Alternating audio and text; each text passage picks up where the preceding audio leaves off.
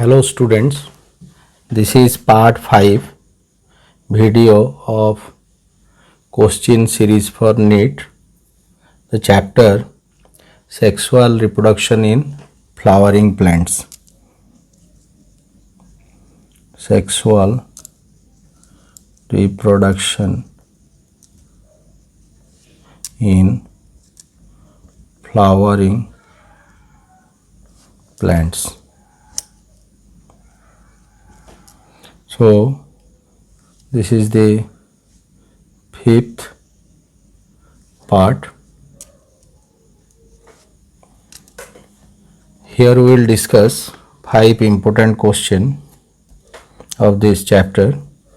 So continuously I am writing the sequential number of the series. So today the number is 21. Megasporangium is equivalent to Megasporangium is equivalent to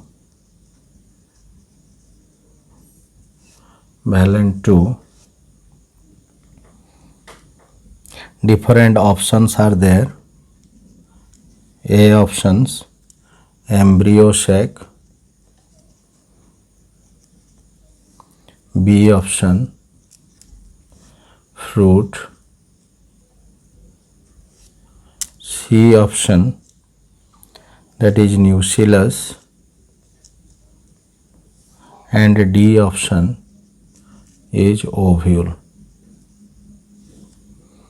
So in this question, in previous question we have also discussed the ovule is equivalent to the question was there. Now this is just reverse of this. So here the answer is Megasporangium is equivalent to ovule.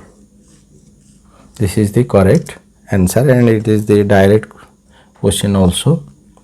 And next question is 22. Which one of the following statement which one of the following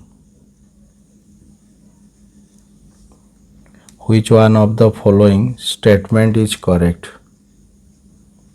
Statement is correct.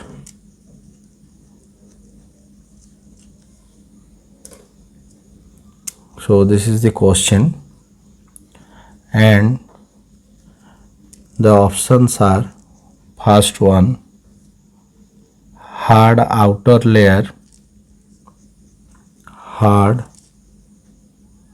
outer layer of pollen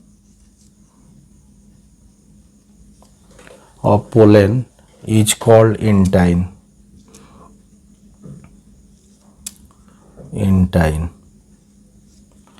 Second option, sporogenous tissue is haploid. Sporogenous tissue is haploid. Sporogenous tissue is haploid. C option, endothecium produces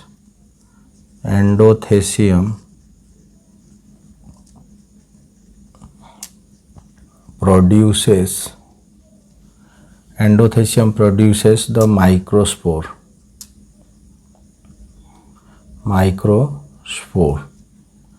And D option, tapetum nourishes. Tapetum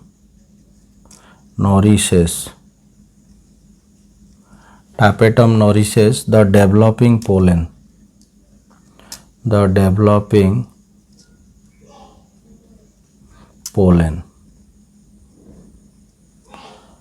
So in this question, the question is that which one of the following statement is correct. So we have to analyze one by one. So hard outer layer of the pollen is called intine. So this is a wrong statement. Really the correct one is exine. So this is wrong one.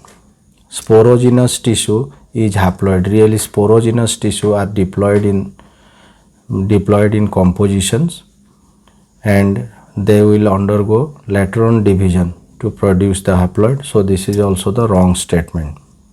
Then endothecium produces the microspore. Here also this is the wrong statement. You know that endothecium is the part that is a part of the wall layer, and it never participates. Particularly the sporogenous tissue practically produces the microspore. So then next is tapetum nourishes the developing pollen. So this statement is the correct statement because this is the nourishing tissue, and this provides nourishment to the developing pollen. The next 23 number question. Advantage of cleistogamy. Advantage of cleistogamy. Cleistogamy. Advantage of cleistogamy is A option, higher genetic variability. Higher genetic variability. Higher genetic variability. B option, more vigorous offspring. More vigorous offsprings. More vigorous offsprings. Then C option, no dependence on pollinator. No dependence on pollinators.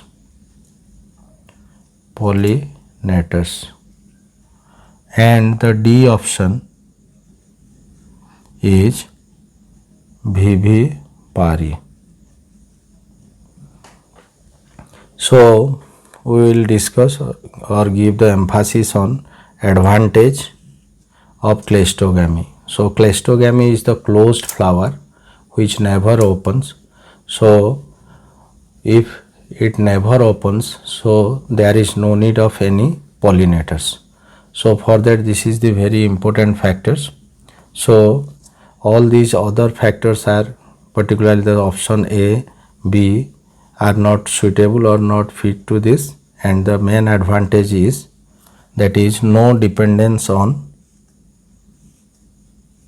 pollinators. So there is no relation between this cleistogamy to that of your, that is higher genetic variability or vigorous offspring, and vivipary means this is the directly the seeds after germination falls from the above part of the tree. Particularly in case of rhizophora, vivipary is found. Then so the correct answer is no dependence on pollinator, no need of any pollinator, because mostly these are the bisexual flowers, and there is no need, and they never opens, and they favors the autogamy.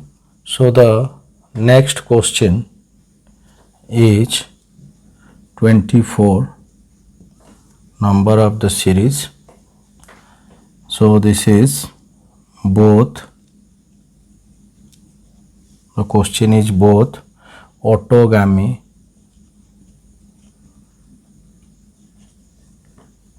and jejunogamy.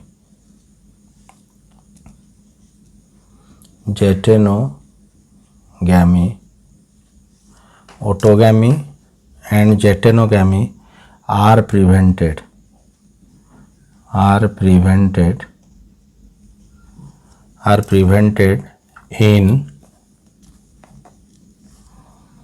in the option A is papaya, option B is cucumber, and option C is castor, and option D is maize. So autogamy and geitonogamy both should be prevented. So we have already discussed, particularly in case of unisexual flower, but unisexual with different plant is very important to avoid the geitonogamy. So in papaya plant, what we call the dioecious, particularly the male female flower are unisexual as well as they are present in the different plants. So dioecious condition, so this papaya is the correct option. And next question, that is 25, we can write an organic substance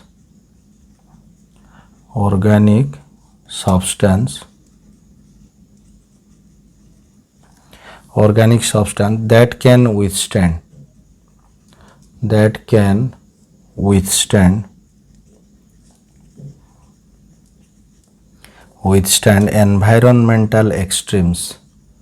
environmental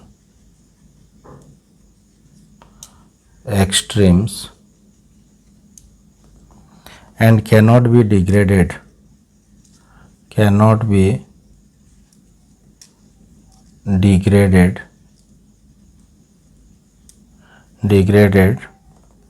by any enzyme